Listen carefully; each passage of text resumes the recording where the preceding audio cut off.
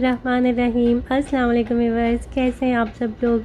उम्मीद है कि आप सब बिल्कुल खैरियत से होंगे। आज मैं आपके साथ शेयर करूंगी मटन पुलाव बनाने की रेसिपी, जो कि बहुत ही आसान है और बहुत ही मज़ेदार ये पुलाव बनता है। तो चलिए इसको बनाना स्टार्ट करते हैं।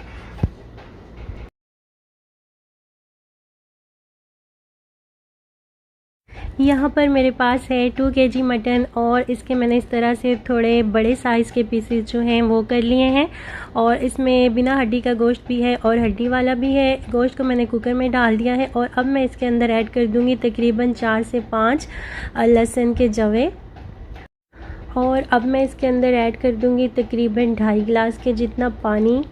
और पानी ऐड करने के बाद मैं इसके अंदर थोड़ा सा नमक डालूंगी। नमक हम बाद में चावलों में भी डालेंगे, तो इसलिए थोड़ा सा ही नमक हम इसके अंदर डालेंगे। और फिर मैं इसको तकरीबन 20 से 25 मिनट के लिए प्रेशर लगा दूंगी और गोश्त को जो है वो बॉईल कर लूँगी।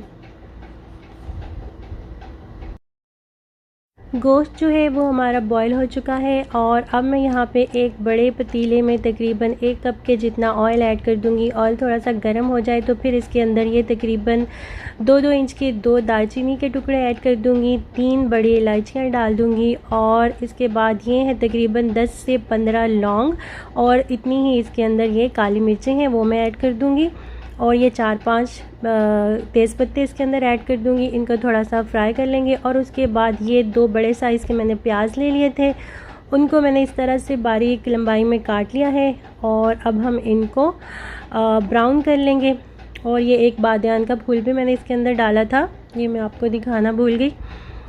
ये सारे मसाले आप यखनी के अंदर भी ऐड कर सकते हैं, यानी गोश्त को बॉईल करते वक्त भी आप ये मसाले उसके अंदर डाल सकते हैं।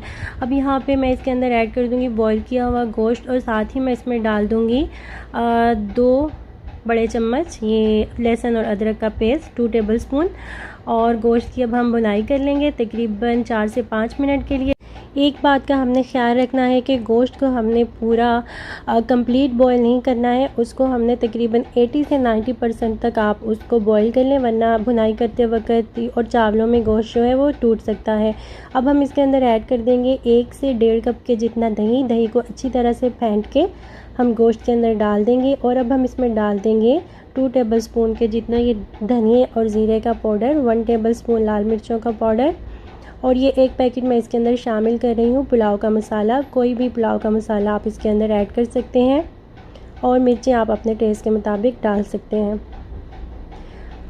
मसालों को हम अच्छी तरह से दही और गोश्त के साथ भून लेंगे और अब हम इसके अंदर शामिल कर देंगे नमक।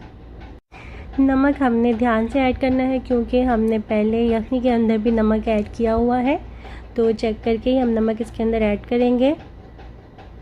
कम होगा तो वो हम बाद में एडजस्ट कर सकते हैं। गोश्त की अच्छी तरह से भुनाई हो चुकी है। अब हम इसके अंदर डाल देंगे यखनी।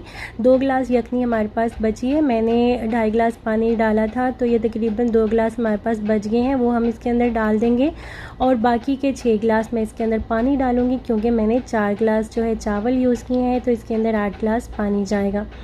तो उसको हम पकने देंगे जब तक बॉईल आता है पानी के अंदर। यहाँ पे ये मैंने 4 गिलास चावल जो हैं ये तकरीबन मैंने 15 से 20 मिनट पहले भिगो के रखे थे। अगर आप सैला चावल यूज़ कर रहे हैं तो उनको आप तकरीबन 2 से 2.5 घंटे पहले भिगो के रख दें। इनका पानी अब मैंने निकाल दिया है। पानी को आप वेस्ट मत करिए, उसको आप अपने बाल धोने में यूज़ कर सकते हैं और फेस पे भी लगा सकते हैं। उसके बेनिफिट्स मैं आपसे ब्यूटी टिप्स की वीडियो में शेयर करूँगी। और यहाँ पे ये देखें पानी के अंदर बॉईल आ चुका है, तो अब हम चावलों को इसके अंदर ऐड कर देंगे और इसको बहुत ज़्यादा हम मिक्स नहीं करेंगे, बस हल्का सा चम्मच से इस तरह से फैला देंगे और मीडियम फ्लेम के ऊपर हम चावलों को कुक करेंगे यहाँ तक कि इनका ये जो पानी है ये ड्राई ना हो जाए। तो ये देखिए व्यूअर्स, यहाँ पे चावलों का जो पानी था वो अच्छी तरह से खुश्क हो चुका है। अब इस स्टेज पे हम चावलों को दम लगा देंगे। चावलों को अच्छी तरह से कवर कर देंगे और फ्लेम को हम बिल्कुल लो पे कर देंगे और तकरीबन 20 मिनट के लिए हम इनको दम लगा देंगे। 20 मिनट के बाद हम अपने पुलाव को चेक कर लेते हैं। तो ये देखिए व्यूअर्स, माशाल्लाह से बहुत ही मज़ेदार, बहुत ही ज़बरदस्त सा हमारा मटन पुलाव जो है ये अब बिल्कुल तैयार हो चुका है। बहुत ही ज़बरदस्त सा इसका कलर जो है वो लग रहा है। अगर आपको डार्क कलर पसंद हो तो आप प्याज को और ज़्यादा डार्क कर सकते हैं उसका कलर जो है। मुझे इस तरह का थोड़ा लाइट कलर पसंद होता है, तो इसलिए मैं प्याज को बहुत ज़्यादा डार्क नहीं करती हूँ। और गोश्त जो है वो भी बहुत अच्छी तरह से गला हुआ है, टूटा भी नहीं है और अच्छी तरह से गला भी हुआ है। मैं आपको दिखाती हूँ, ये देखें अभी बहुत ज़्यादा गर्म है, तो ये आप देख सकते हैं कितनी अच्छी तरह से गोश्त जो है वो गला हुआ है। ये तो थी मेरी आज की रेसिपी। अगर आपको अच्छी लगी हो तो इसको लाइक ज़रूर कर दीजिएगा। अपना ढेर सारा ख्याल रखिएगा और मुझे दुआ में याद रखिएगा। नेक्स्ट वीडियो तक के लिए इजाज़त दीजिए। अल्लाह हाफिज़।